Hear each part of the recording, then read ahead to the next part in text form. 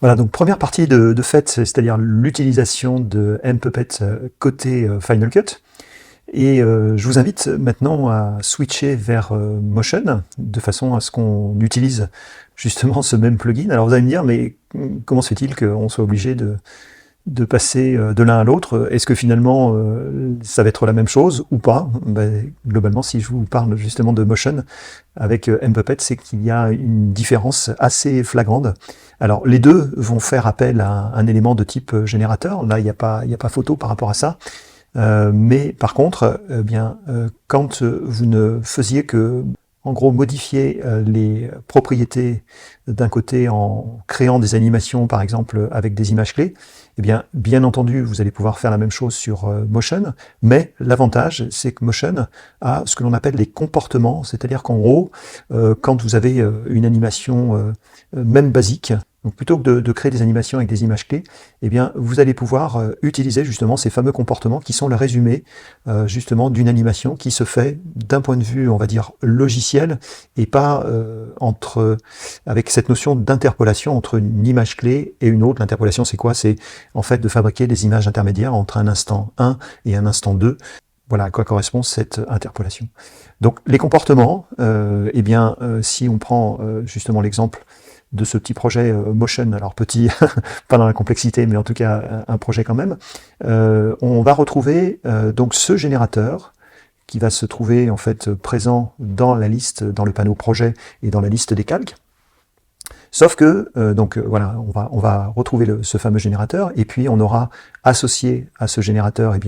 si on retourne dans l'inspecteur, on va avoir cette zone de dépôt qui va correspondre au personnage que l'on va vouloir animer, justement. Par contre, la différence se trouvera ici, c'est-à-dire que à aucun moment vous n'aurez dans la timeline associé à cet élément des points. Là, en l'occurrence sur Motion, ils sont rouges, ces images clés, elles sont rouges, pardon. Vous aurez finalement ces comportements, c'est-à-dire ces animations qui vont être associées à chaque fois à un type d'animation donnée. Par exemple, le fait d'utiliser ce comportement oscillé. Alors, il va se trouver être ce comportement dans la zone évidemment que je n'ai pas zoomé, qui se trouve tout en bas, mais cette zone de réglage oscillée, en fait, va vous permettre justement de venir mettre en place une oscillation. Vous allez me dire, mais on n'est pas plus avancé, c'est-à-dire un état, une espèce d'aller-retour de comportement, en fait, de propriétés qui vont justement osciller d'une valeur à une autre avec cette histoire d'amplitude ici. Alors une amplitude très très faible, hein, mais une amplitude quand même. Alors cette amplitude va également, ou en tout cas ce comportement va être associé à la notion de comportement lié à un paramètre, c'est-à-dire qu'en gros, je vous rappelle le principe, on va avoir une fois qu'on aura identifié justement les images, les points de référence, là en l'occurrence je crois qu'il s'agit de mémoire, alors, de mémoire, mais comme la mémoire parfois me joue des tours, voilà c'est le point numéro 5, on va vérifier, voilà il s'agit bien de la hanche en fait ici, donc on va avoir une oscillation en fait de ce point de référence qui va faire, vous voyez que on va bouger en fait la valeur en X de ce point de référence, et on va avoir une variation de ce mouvement de 0,02 pixels, avec une vitesse aussi qui va être que ce mouvement sera plus ou moins rapide, mais en tout cas, est associé à une courbe également voilà, de type sinus, sinusoïdal. Donc on va avoir une espèce de rampe de vélocité également qui va être associée à cela. Et donc voilà, on va retrouver, si j'essaie de vous rappeler un petit peu les bases, voilà, on a un panneau en fait qui est le même que celui que l'on retrouve dans Final Cut, sauf que, il n'y a pas de sauf que, puisque vous avez en fait ici les handles qui sont en fait qui vont avoir justement une façon de fonctionner qui va être la même que celle que vous allez retrouver dans Final Cut, c'est-à-dire que si je reprends la lecture, on a sur la zone numéro 5 dont on parlait un instant, il va y avoir une variation de la valeur en X, puisque je vous rappelle que ce mouvement de hanche, si vous regardez handle 5, eh bien, vous allez avoir une valeur en X qui va varier justement avec l'amplitude et la vitesse qu'on a fixée au départ. Voilà, et donc, eh bien, ça va être un aller-retour en fait de ce positionnement qui va agir du début à la fin de cette animation. Et le comportement, vous voyez, va avoir une durée dans le temps. C'est le dernier qui est ici, va avoir une durée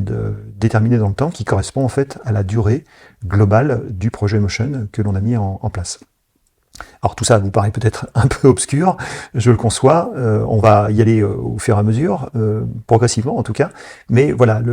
la différence majeure, c'est ça, c'est le fait de pouvoir justement ici fixer des comportements différents, ce qui fait que je vais, grâce à ces comportements, alors sur ce projet-là, à chaque fois on a utilisé osciller, ce qui donne en fait ce mouvement voilà, qui va faire des allers-retours entre le bras droit et le bras gauche, on va avoir la hanche également qui va bouger, et comme je n'ai pas de point de rupture au niveau du cou, par exemple, eh bien, je vais avoir cette hanche qui va tout simplement nous permettre eh bien, non seulement de bouger la hanche, mais de bouger également la tête en même temps, puisque il n'y a pas de point d'arrêt en fait en dessous. Alors si je déplace cette barre, on s'aperçoit aussi que j'ai fixé sur la jambe à gauche eh bien, un point de rupture au niveau du genou, et j'ai 2 points de référence qui sont en bas, qui vont permettre par exemple de simplement soulever en appui sur le talon eh bien, la pointe du pied, par exemple de la chaussure. Voilà, ce qui donne ce type d'animation. Si je prends donc ce projet, quand je vous disais qu'il était un peu complexe, c'est parce qu'il y a d'autres éléments qui vont venir se greffer. Et donc on a ici, en fait, alors je vais simplement lancer le rendu parce que c'est un peu lourd. Mais en tout cas, vous allez voir en fait que on a globalement simplement 3 personnages, le bleu, le t-shirt jaune et à nouveau le bleu, et que l'on va faire appel, ça c'est aussi un avantage de Motion, c'est de faire appel à ce qu'on appelle des réplicateurs, c'est-à-dire le fait de dupliquer un élément, un objet, alors en l'occurrence le personnage jaune, qui va justement se répéter ici 3 fois, alors sur un axe horizontal, mais avec un décalage, vous voyez, qui se fait parce qu'on a demandé justement, le réplicateur dans ses propriétés va vous proposer justement ce côté un peu aléatoire justement de positionnement des objets qui vont être répliqués. Donc ça va être le cas ici et ça va être le cas également pour le personnage à côté. Donc chacun fait appel à son propre groupe en l'occurrence, et à l'intérieur on va retrouver non seulement ici cet élément, ce générateur MPuppet que vous connaissez déjà, mais le réplicateur lui a comme source justement le contenu de ce réplicateur qui est là, et qui va justement nous permettre d'avoir les 3 copies, ou les 2 autres copies dont on a besoin, puisque si on se cale sur ce réplicateur dans ses propriétés, vous voyez qu'à ce niveau-là, au niveau du nombre de points, eh bien, on a bien ici les 3 exemplaires dont on a besoin. Et ces 3 exemplaires eh bien, vont être associés à ce MPuppet qui lui-même, vous voyez, va avoir des comportements de type oscillation comme on avait dans l'exemple précédent. Voilà, donc ça c'est cet exemple-là qui va nous permettre justement, si je rembobine un peu notre projet, il va y avoir un mouvement, vous voyez, qui va être répliqué partout, sur tous les exemplaires de cette petite animation. L'objectif de cette formation, si vous allez au bout, mais je présume que vous allez aller au bout de cette formation, eh bien, va nous permettre d'impliquer, d'ajouter à chaque fois des éléments supplémentaires, ou en tout cas une difficulté supplémentaire, pour obtenir, par exemple, un comportement associé à celui-là. Je crois que c'est cet exemple-là, je vais l'ouvrir, mais j'ai un doute. Oui, je crois que c'est le même. Alors, j'ai ouvert sur l'autre écran pour contrôler, mais il s'agit du même exemplaire. Alors, je vais passer par fichier ouvrir, ce sera plus simple. Voilà, les projets se trouvent en fait ici. Et donc là, on va voir voilà, ce système d'animation en fait, qui est un petit peu le même que celui qu'on avait précédemment, sauf que voilà, il y a un mouvement qui va aussi se refléter sur le sol et qui va nous permettre justement d'avoir eh bien, ce mouvement et en plus, la cerise sur le gâteau, je crois qu'il y a de la musique, il me semble. Alors, pas sur cette version-là, j'ai encore ouvert la mauvaise, mais en tout cas, il devrait y avoir du son dans l'exercice que l'on va mettre en place. Et donc, le dernier exercice, alors je vais ouvrir plutôt la version exportée, comme ça me permettra aussi de vous montrer les deux. Alors là, je suis en train d'ouvrir. Donc évidemment, Motion ne va pas m'autoriser à le faire. Voilà, je vais aller dans la zone d'exportation et on va retrouver ces différents exemplaires dont je vous parlais. Donc on va avoir la version des personnages qui se répliquent, en fait, qui répliquent leur mouvement qui est ici. Voilà, donc la musique va être en fait calée, bien entendu, sur ces personnages, et on va avoir une version un petit peu plus complexe, où là, cette fois-ci, eh bien, les mouvements vont se synchroniser sur la musique.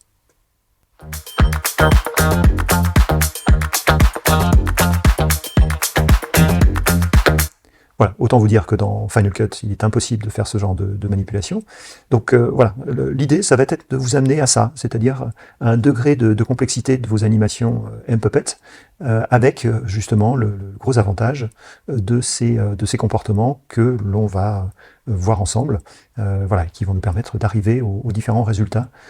que je vous ai présentés à l'instant.